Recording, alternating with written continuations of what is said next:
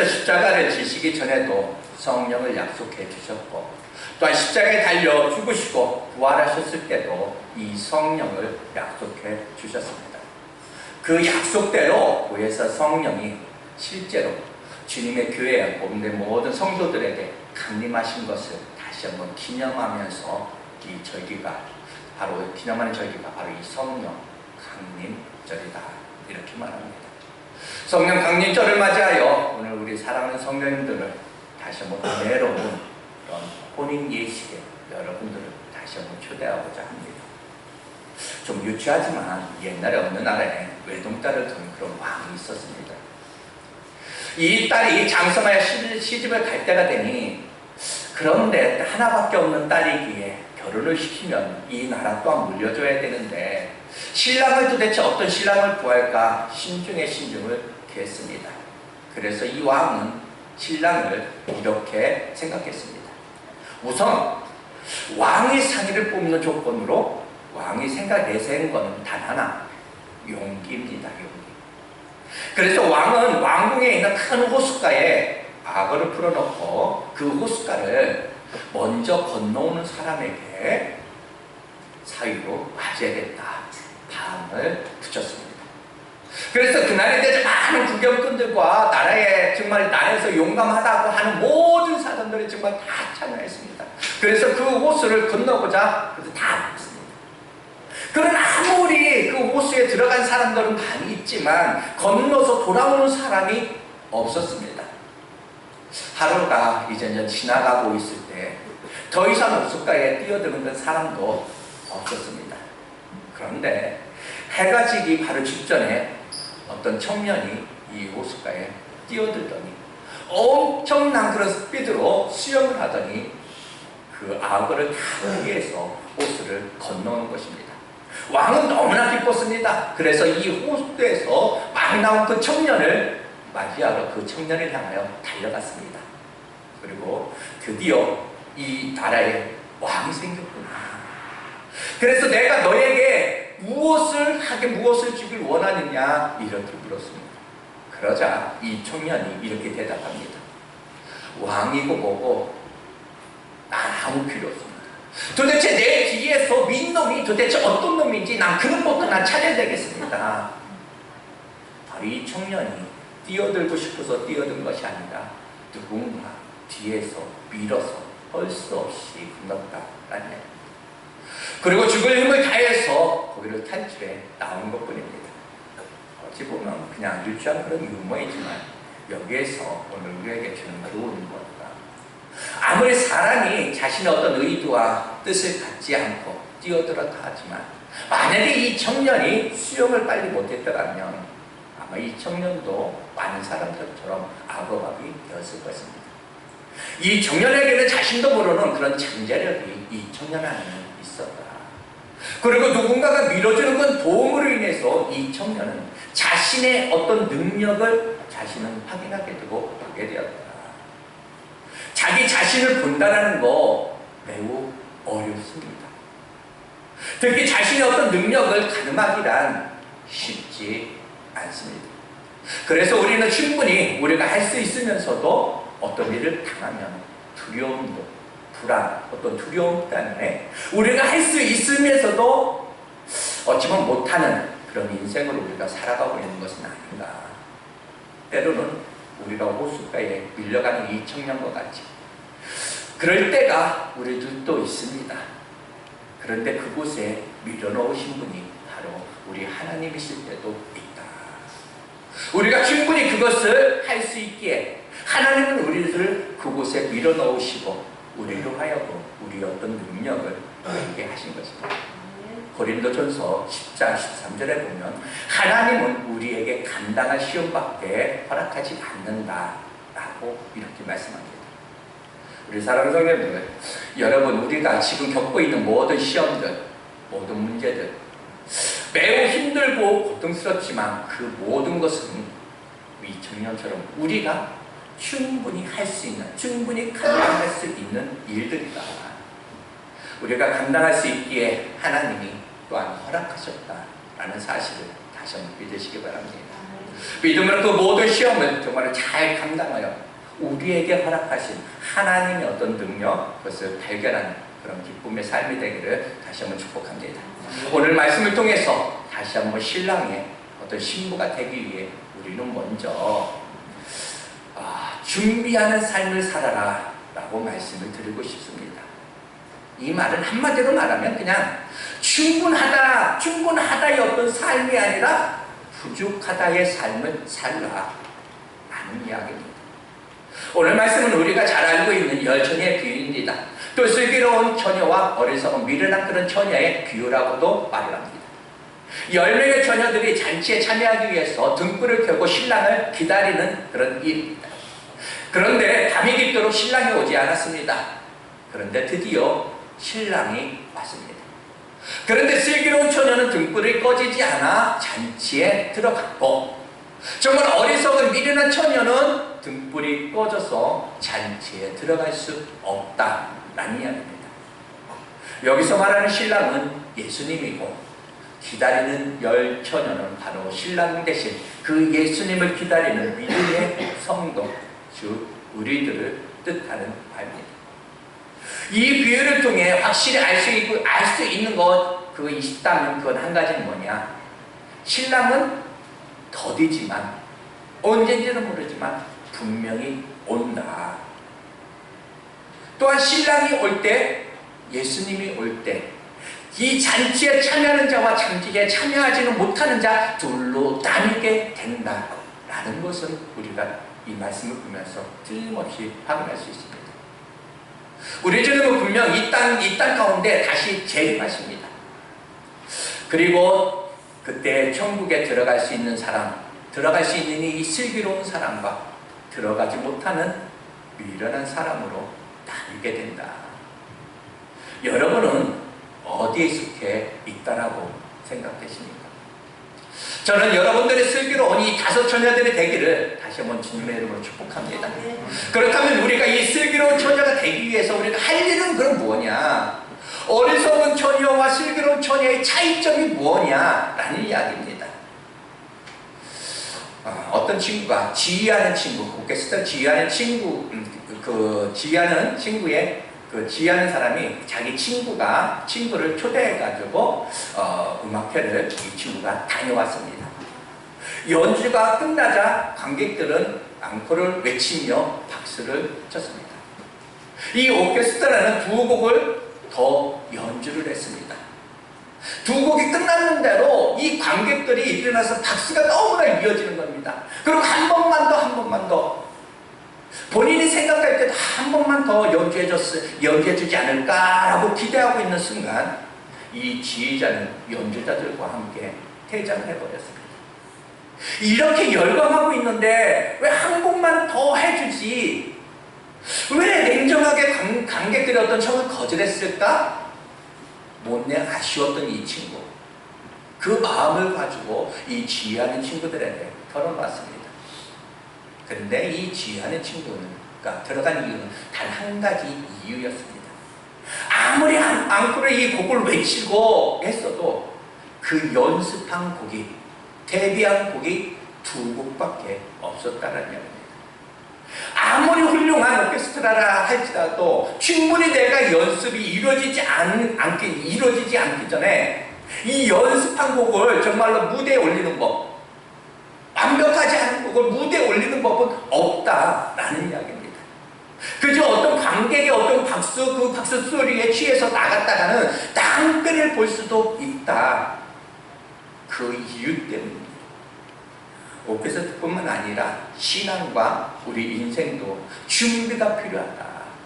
준비된 자만이 인생의 어떤 위기를 기회로 바꾸고 하나님께서 주신 그런 은혜의 줄기를 마음껏 담아낼 수 있다는 얘기입니다. 준비하는 것이야말로 하나님의 복을 우리의 복으로 바꾸는 그 비결입니다. 우리가 우리 인생을 어떻게 준비하느냐에 따라서 우리 인생이 완전히 달라질 수 있습니다. 우리가 준비하지 않고 우리가 맞이할 이 미래가 좋아지기만을 기대하고 있는 것은 우리는 아닌가. 오늘 어리석은 처녀 또한 슬기로운 처녀 차이점, 이 차이는 무엇입니까? 바로 한 단어, 준비입니다. 준비. 오늘 어리석은 자가 준비하지 못한 것이 있습니다. 또 슬기로운 처녀가 준비한 것이 있습니다. 그것이 뭐냐? 기름입니다. 결과적으로 어리석은 처녀들은 이 기름을 준비하지 못하였기 때문에 신랑이 올 때 그 기름을 준비하다가 그만 잔치에 들어가지 못했습니다. 반대로 슬기로운 처녀들은 기름을 준비하였기에 신랑이 더디올 때 아무리 더디와도 신랑이 올 때 맞추어서 신랑과 함께 잔치에 들어갈 수 있었습니다. 준비. 이 준비 차이가 바로 전혀 다른 그런 결과를 만들어냄을 우리는 오늘 말씀을 통해서 확인할 수가 있습니다. 그렇다면 왜 누구는 준비할 수 없었고 누구는 준비할 수 있었을까? 그들의 어떤 성격 탓일까? 어떤 환경 탓일까? 어리석은 처녀는 기름을 살 돈이 없었을까? 아니면 기름을 살 수 없는 어떤 이유가 그들에게 있었을까? 저는 오늘 여러분들에게 그들의 어떤 태도에 어떤 문제가 있다. 태도의 문제를 한번 보고자 합니다. 어떤 태도입니까? 오늘 9절에 보면 이렇게 말합니다. 슬기로운 들이 대답하여 이르되 우리와 너희가 다 쓰기에 이거 다 부족할까 하노라. 둘이 쓰기에 너희들 우리가 다 쓰기에 부족할까 하노라. 이렇게 말합니다. 신랑이 올 때가 되어서 기름이 떨어져 등불이 다 꺼져가는 그 어리석은 처녀가 기름을 준비한 슬기로운 처녀들에게 기름을 달라고 이와 같이 이야기했습니다. 그러나 어찌합니까? 다 부족할까 하노라. 여기서 저는 슬기로운 처녀의 삶의 태도를 배우고 또 어리석은 처녀들의 삶의 태도를 또한 배우게 되는 것입니다. 슬기로운 처녀가 신랑을 기다림에 있어서 가진 그 삶의 태도는 바로 어떤 삶의 태도? 부족할까봐. 반면에 이 어리석은 처녀가 이 신랑을 기다리면서 가진 어떤 삶의 태도는 이 정도면 충분해. 이것입니다. 슬기로운 처녀가 처음부터 기름을 준비할 수 있었던 이유는 혹시 신랑이 늦게 오면 기름이 떨어질까라는 어떤 생각에서 내가 이거 지금 등불 이거 준비하는 거 기름이 조금 부족하지 않을까? 어떤 여분의 어떤 기름을 더 준비할까? 라는 데 있습니다. 그러나 어리석은 처녀는 이 정도면 충분하지 뭐.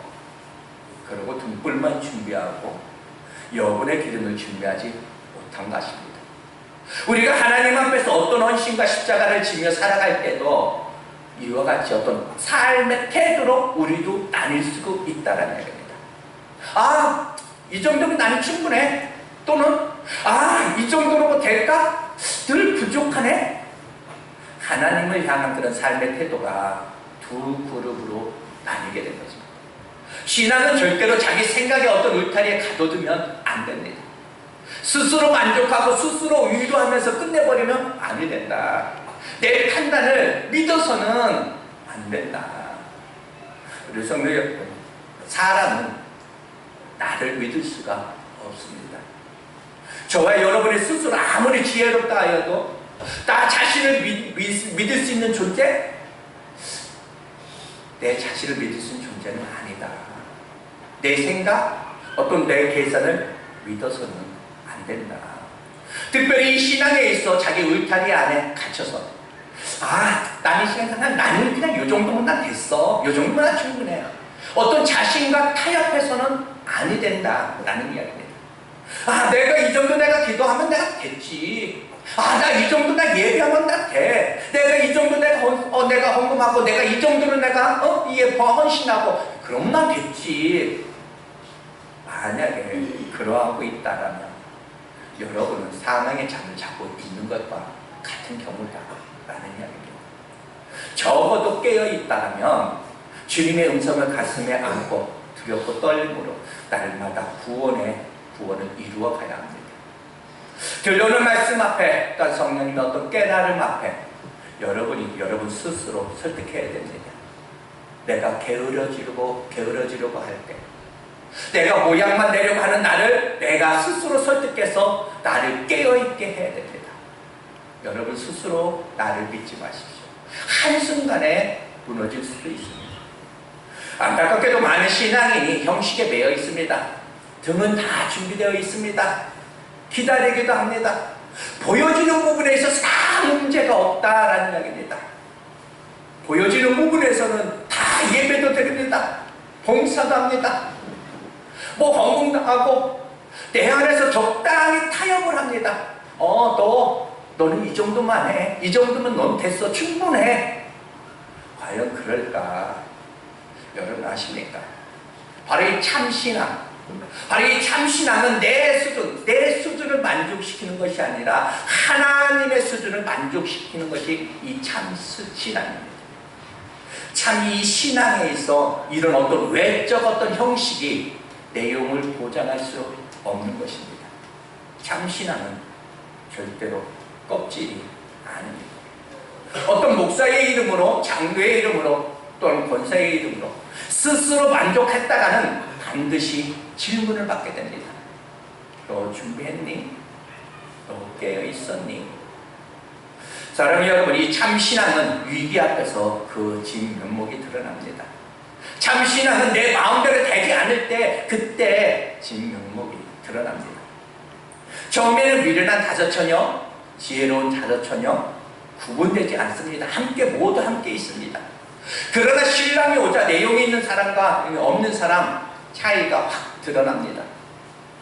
지금 성령께서 여러분이 성도로서 성도된 그런 이름으로 산다라면 틀림없이 여러분 안에서 또한 여러분에게 이야기할 것입니다.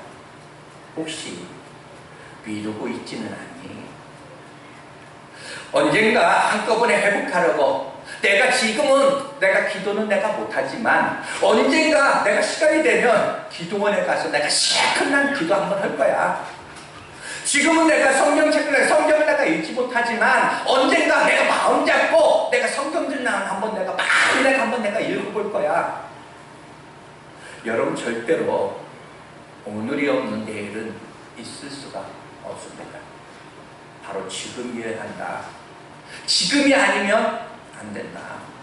한꺼번에 없습니다. 여러분 스스로에게 속지 마십시오. 사랑하는 성도 여러분, 여러분은 어떤 성도입니까?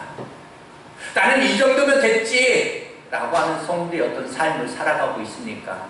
아니면 이렇게 해도 좀 부족한 것 같은데 라는 성도의 삶을 살아가고 있습니까? 하나님 앞에서 충분하다 이렇게 생각하고 난 충분해 이런 마음으로 살지 마시기 바랍니다. 이렇게 생각하며 여러분들 일하고 헌신하지 않기를 바랍니다. 그런 태도는 어리석은 처녀의 삶의 태도였습니다. 오히려 이 슬기로운 처녀의 삶의 태도를 여러분들 배우시기 바랍니다. 이렇게 해도 늘 부족한 것 같아서 더 준비할 수 있는 그런 신앙인들이 되기를 다시 한번 주님의 이름으로 축복합니다. 우리가 오늘 비유를 통해서 깨달을 수 있는 교훈은 또 하나는 기다림입니다. 기다림. 오늘 10명의 처녀들 모두 이 기다림을 경험했습니다. 왜 기다려야 했습니까? 5절에 보면 신랑이 더디우니까 기다릴 수밖에 없습니다. 인생의 묘미는 무엇입니까? 예상 못함입니다. 예상 못함이라고 여러분에게 한번 말씀드리고 싶습니다. 때로는 그 예상 못함이 우리를 힘들게 할 수도 있습니다. 때로는 그 예상 못함이 반대로 우리에게 즐거움을 줄 수도 있다. 예상했던 대로 그냥 된다라면, 내 생각대로 그냥 계산했던 대로 모든 일이 그냥 다 되어진다면 아마도 우리는 큰 기쁨을 가질 수는 없을 것입니다. 그냥 쉽게 살 수는 있겠지만 인생의 어떤 참 재미, 그 묘미를 알지 못할 수 있다는 이야기입니다. 이 10처녀들은 마찬가지입니다. 신랑이 더뎌올 것이라는 그것을 알지 못했습니다. 만약에 알았더라면, 신랑이 더뎌올 줄 알았더라면 이 10명 모두 아마 기름을 더 준비했을 것입니다. 슬기로운 다녀처녀도 신랑이 늦게 올 줄 알고 기름을 따로 준비한 것은 아닙니다. 만약에 그냥 대비해서 이 5명은 준비했을 것입니다. 이런 예상 못한 어떤 상황을 만났을 때 우리가 해야 될 일은 그것은 그냥 기다림입니다. 기다림밖에 없습니다. 오늘 10명의 처녀들 모두 기다리고 있습니다. 신랑이 더디움으로. 신랑을 맞이하기 위해서 이 여인들이 넘어야 할 산이 바로 기다려야 할 일입니다. 인생은 바로 이 기다림, 바로 인생에서 이 기다림은 매우 중요합니다. 여러분들 혹시 기다리지 못해서 손해보았던 그런 일들이 여러분들 있으십니까? 버스 정류회 대학교 때 정말 버스 정류회장에서 버스가 한참 기다리고 있는데 버스가 오지 않아서 택시를 딱 탔는데 택시를 타고 딱 가서 신호등에 딱 대기하고 있는데 그 뒤에 보니까 내가 기다리고 있던 그 버스가 딱 오는데 내가 정말로 어떻게 보면 여성분들 그래요. 어느 날 내가 정말로 칸만 먹고 백화점 가서 내가 오다가 내가 장만을 했는데 그래서 나는 그 옷을 내가 귀하게 여기고 정말 장만했는데 또 어느 날 보니까 친구가 똑같은 옷을 입고 있어. 그래서 친구한테 슬쩍 물어보죠. 그거 옷을 샀어? 얼마 주고 샀어? 이거 어디 백화점에서 세일했는데 이거 얼마밖에 안 했어. 나는 정가주고 나는 구입했는데 그 친구는 반달의 세일값에 그 옷을 구입했다면 얼마나 더 배가 아플까. 여러분 금요일날 사무엘 상하를 보고 있죠. 이 사울왕은 블레셋의 어떤 싸움 앞에서 사무엘을 기다리지 못했습니다. 그래서 직접 제사를 하나님께 올려드렸습니다. 이것은 믿음의 행위, 믿음 없는 행위입니다. 그로 인해서 하나님 앞에 그런 버림을 받았다는 거예요. 인생을 되돌아보십시오. 우리가 기다리지 못해서 손해보는 일들 많이 있습니다. 기다리지 못해서 말을 하는 바람에 손해볼 때도 있고 반대로 이 기다림은 우리의 인생을 더욱 빛나게 합니다. 하나님의 때를 기다릴 줄 알아야 됩니다.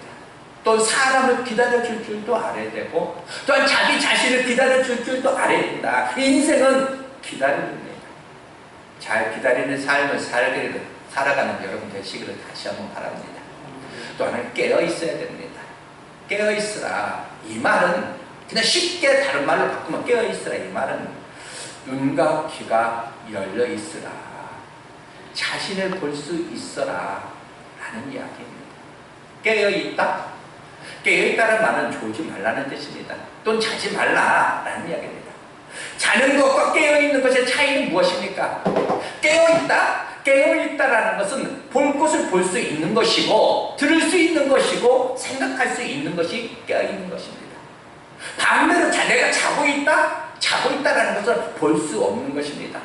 들을 수도 없는 것입니다. 생각할 수도 없는 것이 자고 있는 모습입니다. 우리 주님은 우리에게 깨어있으라 이렇게 말합니다. 그러니까 깨어있으라. 봐야 할 것을 보라는 뜻이고 들어야 할 것을 들으라는 뜻이고 생각해야 될 것을 생각하라는 말씀입니다. 오늘 어리석은 이 5 처녀가 기름을 준비하지 못했다면 졸지 말았어야 됩니다. 만약에 이 어리석은 친구들이 미련한 이 처녀들이 기름을 준비하지 못했어도 만약에 졸지 않았더라면 기름이 부족한 것을 이들은 보게 됐을 것입니다. 불이 꺼져가고 있다는 거 이들은 생각해냈을 것입니다. 기름이 더 필요하다는 거 미리 사와야 되는 거 아마 이들은 생각했을 것입니다. 그러나 미련한 이 5 처녀들은 준비하지도 않고 졸았다라고 이야기하고 있습니다. 성도 여러분, 깨어있어야 합니다. 주님이 우리에게 언제 오실지 모릅니다. 언제 우리를 만나주실 줄 모르고 언제 우리에게 은혜 주실 줄도 모르고 언제 나를 통해서 하나님의 역사를 만들어 가실 줄도 모른다라는 이야기입니다. 어느 도시에 여러분 하시는 그 기회가 무엇인가 라는 동상이 하나 있습니다. 이 동상은 날개가 발에 달려 있다고 합니다. 날개가 발에 달려 있고 앞머리는 무성하고 뒷머리는 대머리다 합니다.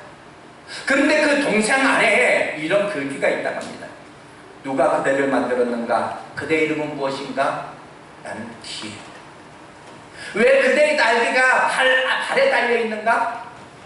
빨리 지나가기 위해서. 왜 앞머리는 무성한가? 내가 올 때 준비된 사람이 빨리 잡을 수 있도록. 왜 그럼 그대의 뒷머리는 왜 대머리인가? 한번 지나가면 잡을 수 없게. 기회가 그런 것이다 라는 이야기입니다. 내가 용서받을 수 있는 기회, 누군가를 용서할 수 있는 기회, 하나님을 사모할 수 있는 기회, 주님을 내가 섬길 수 있는 어떤 그 기회도 늘 있는 것은 아닙니다. 언젠가 기도하고 싶어도 기도할 수 없을 때가 있습니다. 언젠가 내가 돈이 있어도 헌신하지 못할 때가 있고, 이 건강도 영원히 내 것이 아닐 수도 있고, 돈도 내 것이 아닐 수도 있다라는 것. 마지막은 예고 없이. 마태복음에 주님은 인자가 올 때 도적같이 온다 이렇게 말했습니다. 예수님의 어떤 재림은 언제 오실지 모른다라는 것입니다. 더 큰 문제는 주님이 언제 오실지 모르지만 내가 또한 언제 갈 줄도 모른다는 거. 내가 나를 모르는 것입니다. 내가 나를 믿을 수 있으니까 와르르 무너집니다.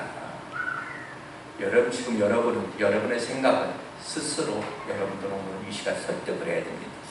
김재야, 너의 등잔에 기름은 채워져 있니? 너의 영혼에 성령의 기름은 채워져 있니? 사랑하는 성도 여러분, 깨어 있으십니까? 주님이 언제 우리를 만나실지 모릅니다. 늘 주님 만날 그 준비는 바로 이 깨어있는 삶을 사는, 다시 한번 우리 성도들 되기를 다시 한번 주님의 이름으로 축복합니다. 이제 말씀 마칩니다. 우리는 이 슬기로운 다섯 처녀처럼 우리는 이 신랑을 맞을 준비를 해야 됩니다. 그리고 기다리는 삶을 살아야 합니다. 조금만 더 기다려 보십시오. 주님의 어떤 시간표, 언제나 기다리는 자에게 그 시간 열려 있습니다. 깨어 있으십시오. 눈과 귀가 열려 있어야 합니다. 사랑하는 성도 여러분, 아직 기회가 있습니다. 성령이 여러분 내면의 음성에서 너 무엇 때문에 그렇게 바쁘니? 너 무엇에 지금 마음을 두고 있니? 너 어디를 향하고 있니? 그렇게 질문하는 거 여러분들 느껴지지 않으십니까? 신앙의 어떤 경고등이 켜져 있는 분은 없으십니까? 지금은 누군가에게 내가 물을 수는 있습니다. 왜 이 경고등을 왜 이게 들어왔지? 그러나 그 경고등을 무시했다가 그 대가를 지불하는 거 여러분 알고 있으십니까? 우리 모두 슬기로운 다섯 처녀처럼 이 땅에서 다시 한번 성령 충만한 삶을 살고 정말 슬기로운 그런 혼인잔치에 함께 참여하는 우리 모든 성도가 되시기를 다시 한번 축복합니다. 잠시 기도하겠습니다.